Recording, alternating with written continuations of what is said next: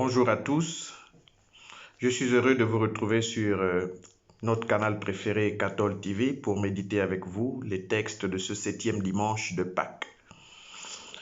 Après l'ascension du Seigneur Jésus-Christ, nous sommes désormais inévitablement tendus vers la Pentecôte et l'attente de l'Esprit Saint.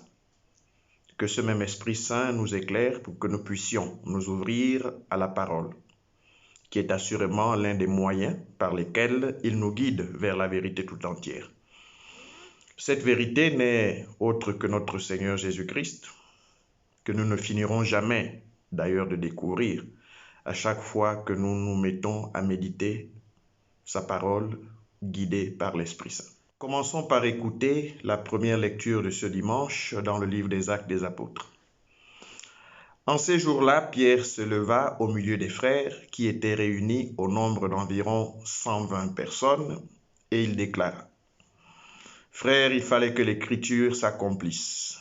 En effet, par la bouche de David, l'Esprit Saint avait d'avance parlé de Judas, qui en est venu à servir de guide aux gens qui ont arrêté Jésus. Ce Judas était l'un de nous et avait reçu sa part de notre ministère. Il est écrit au livre des psaumes qu'un autre prenne sa charge.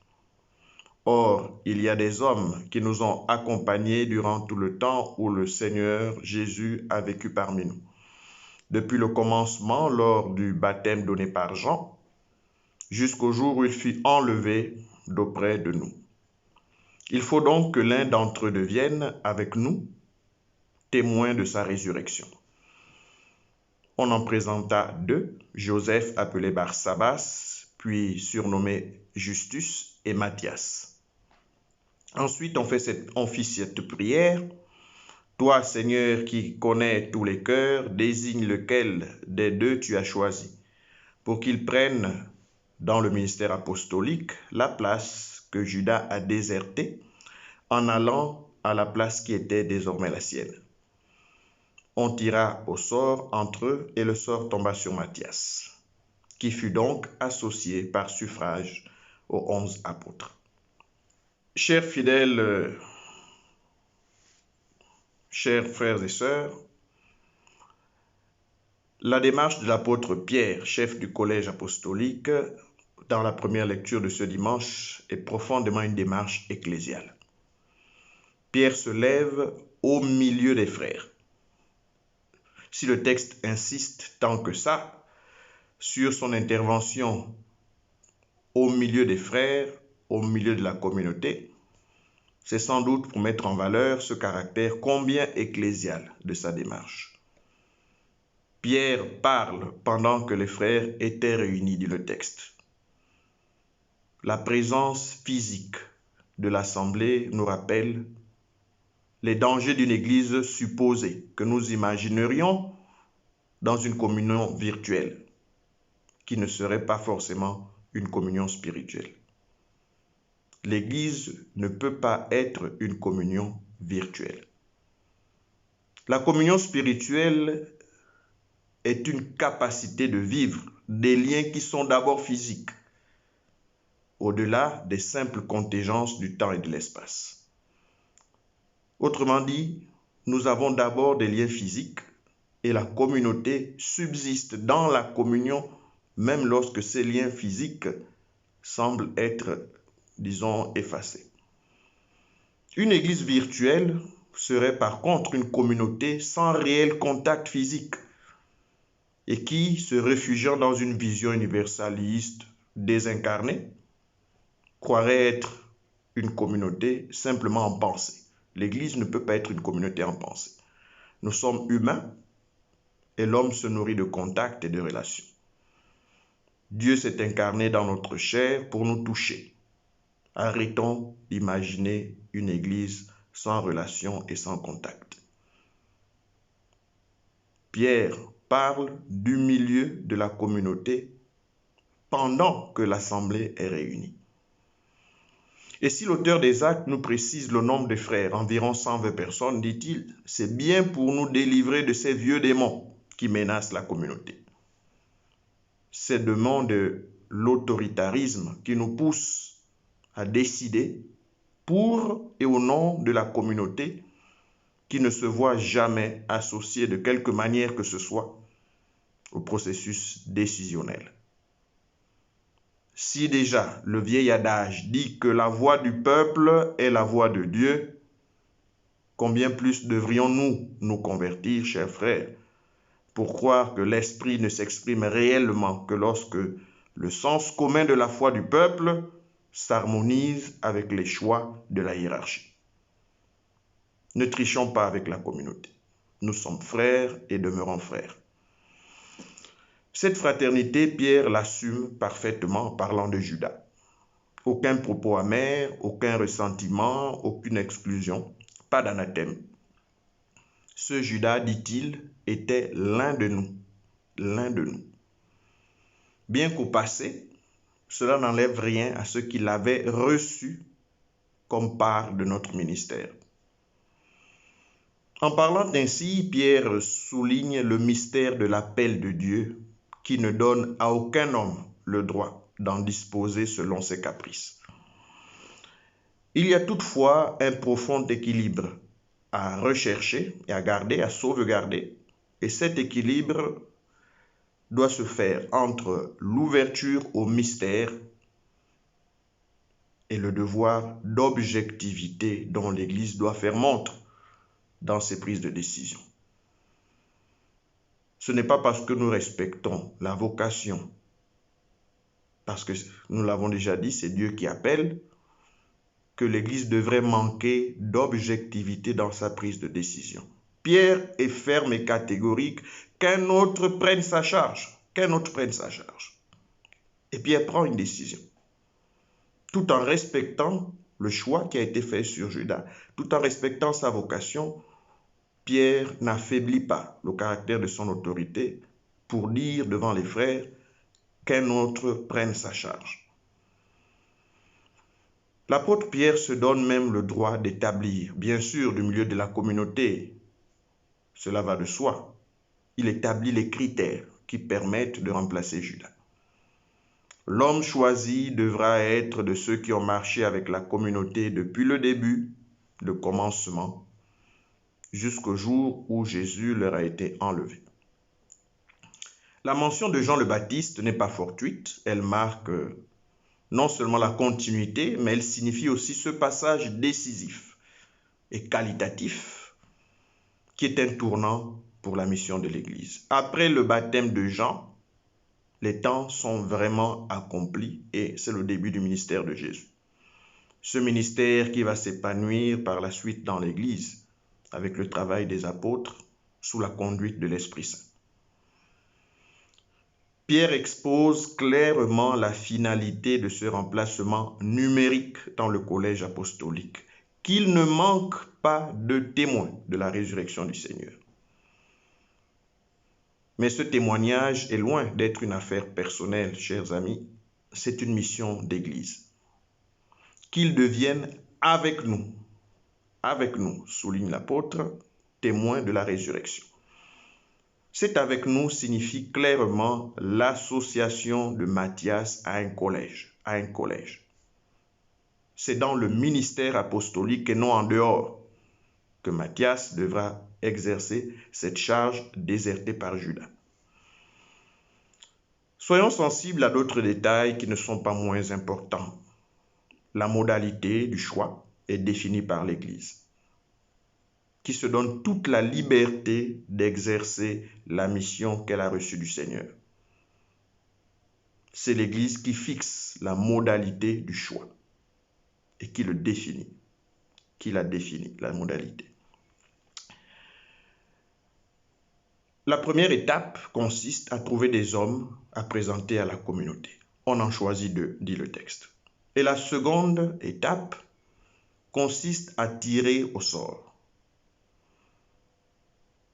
Ce tirage au sort, chers amis, n'est pas un geste d'abandon désespéré au hasard, non. Comme fuite de responsabilité, refus d'assumer quelque choix, non, ce n'est pas cela.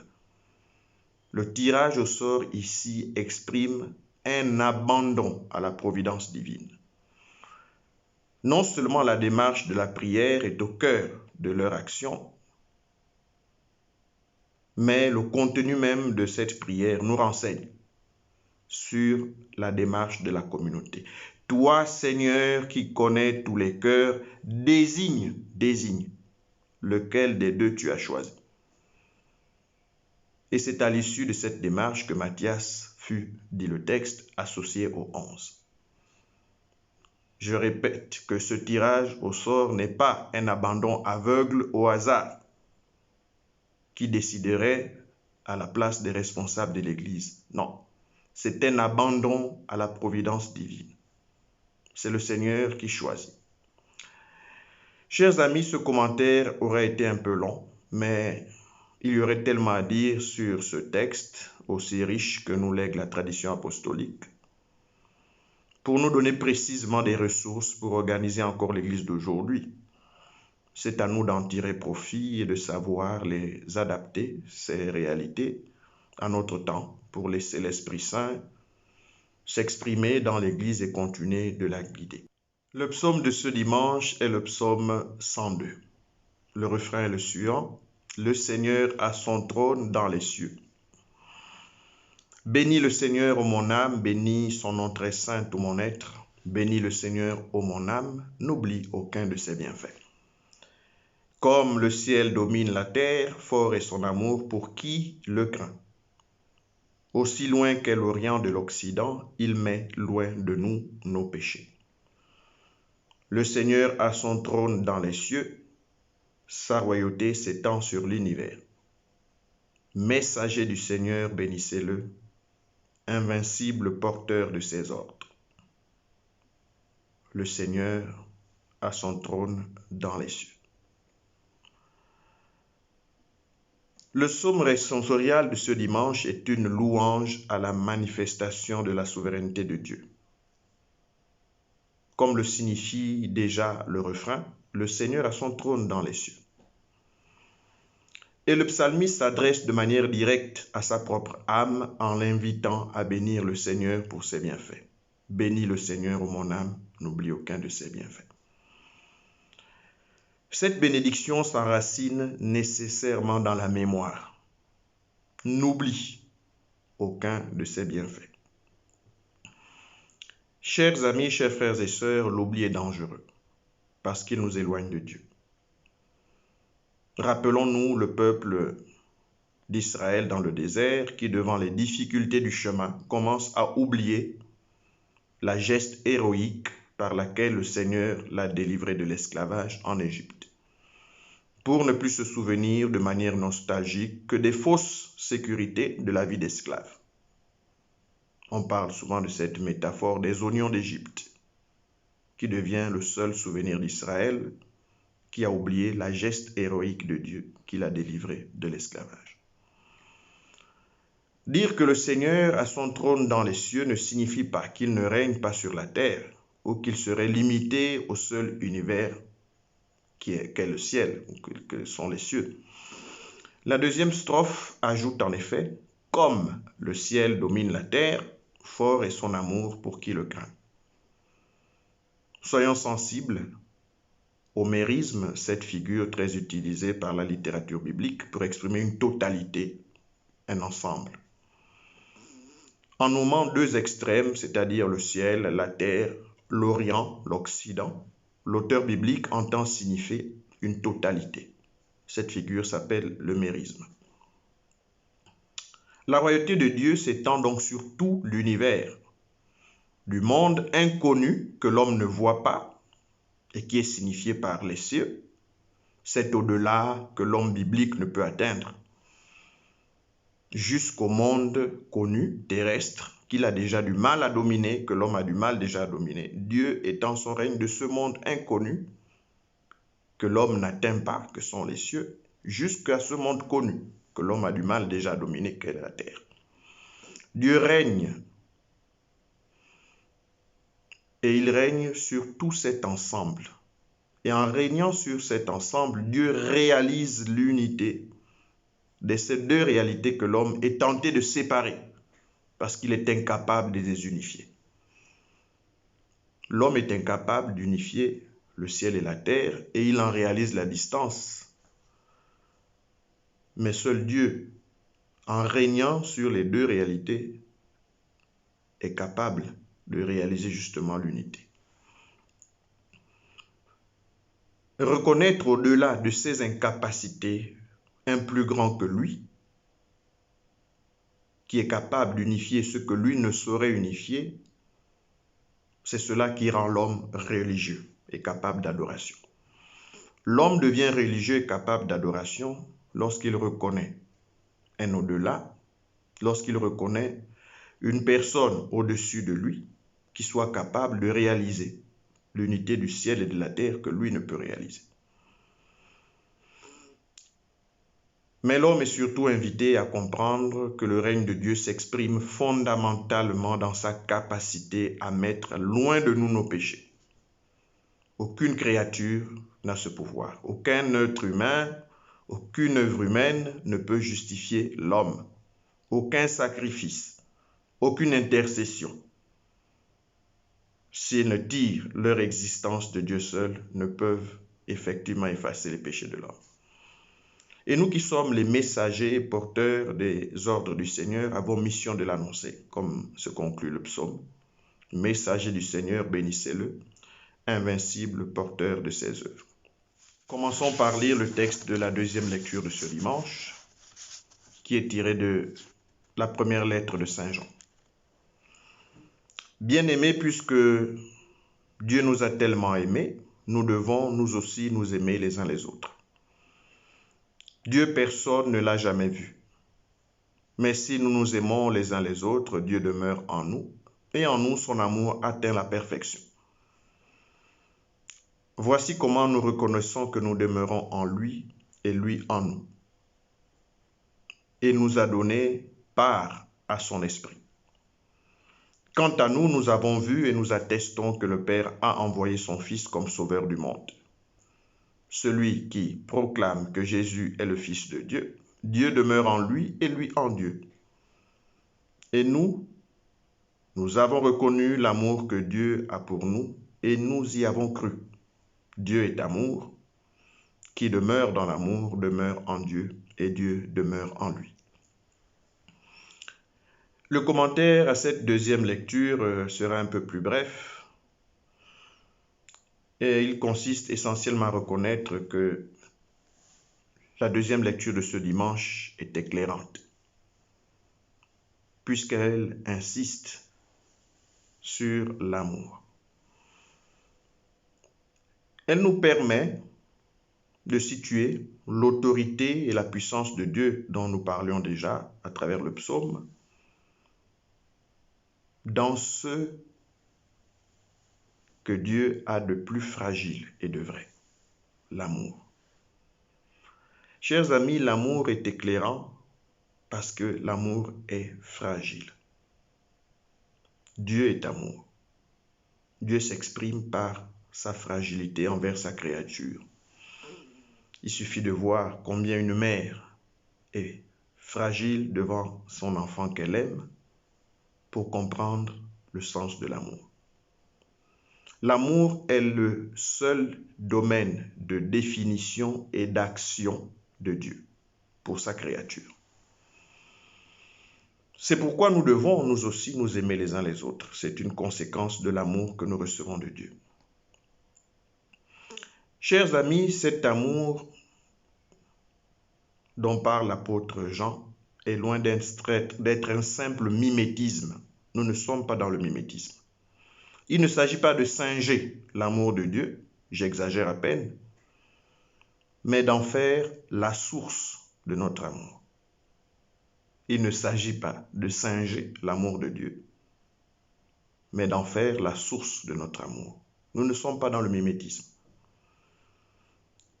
Tant que notre amour ne sera pas fruit de l'accueil du Fils, qui lui-même est aimé du Père, l'amour de Dieu n'atteindra jamais en nous la perfection. Seul celui qui croit en l'amour de Dieu proclame le Christ et se laisse féconder par l'Esprit Saint, peut demeurer en Dieu et Dieu, qui trouvera en lui un terrain propice, ne pourra que demeurer en lui. Je crois que ces quelques mots suffisent à commenter cette brève lecture tirée de la première lettre de Saint Jean et qui nous dit toute l'abondance des bienfaits de Dieu envers l'homme, c'est-à-dire son amour, et qui nous rappelle que l'amour est l'identité même de Dieu.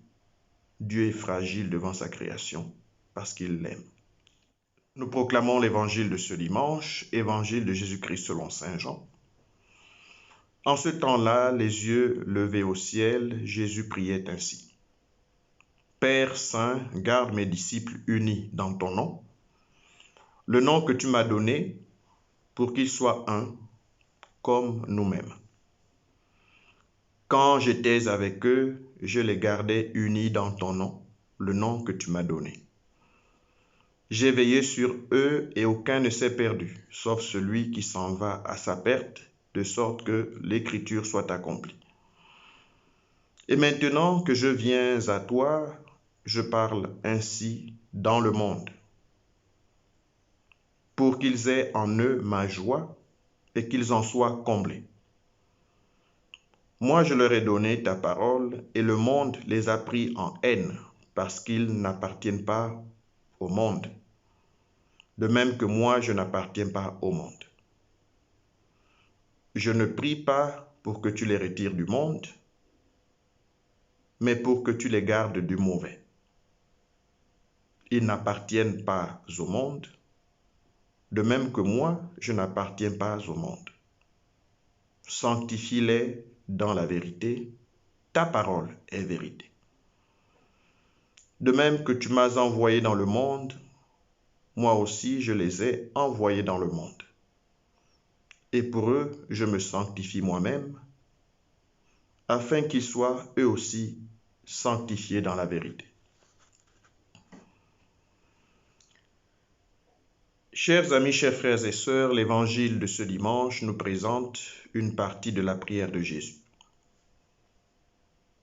Il s'ouvre avec la posture adoptée par Jésus dans sa prière. En ce temps-là, les yeux levés au ciel, Jésus priait ainsi.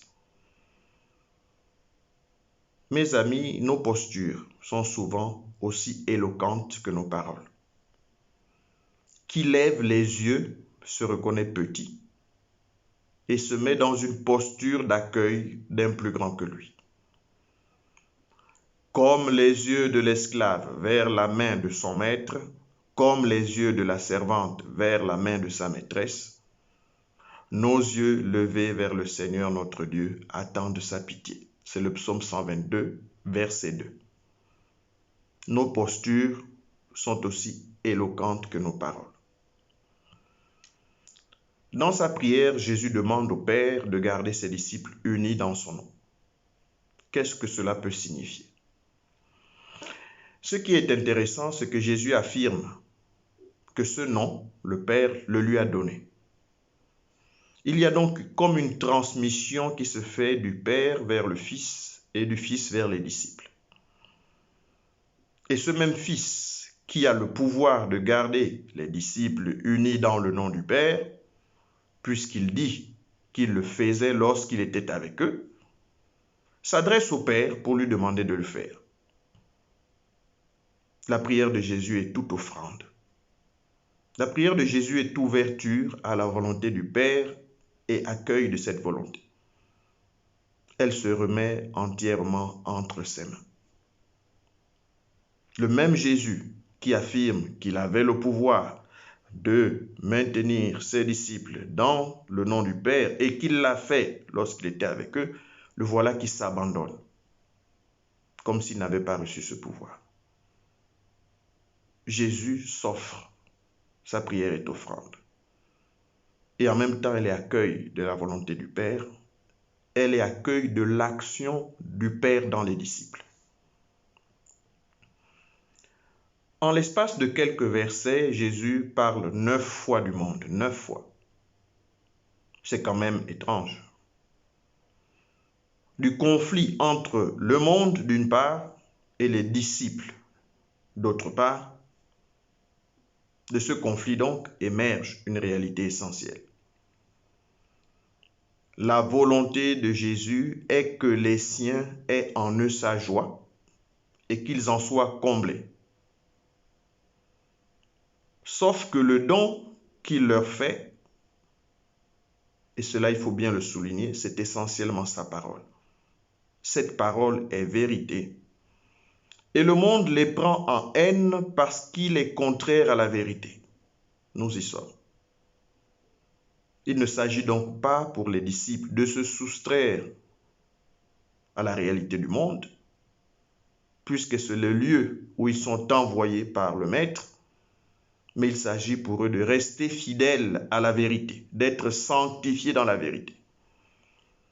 C'est le critère absolu, chers amis, qui les fera vivre dans le monde sans être du monde. Et là, j'insiste beaucoup sur cela. La vérité est le critère absolu qui fera vivre les disciples dans le monde sans être du monde. C'est le seul moyen qu'ils ont pour échapper au mauvais. Chers amis, ainsi s'achève cette méditation des textes de ce 7e dimanche de Pâques. Que l'Esprit Saint que nous attendons dans la joie et l'espérance de la Pentecôte, une Pentecôte renouvelée sur le monde, nous éclaire pour que cette parole puisse réellement prendre racine dans nos cœurs, germer et produire le fruit que le Seigneur en attend. Bon dimanche à tous.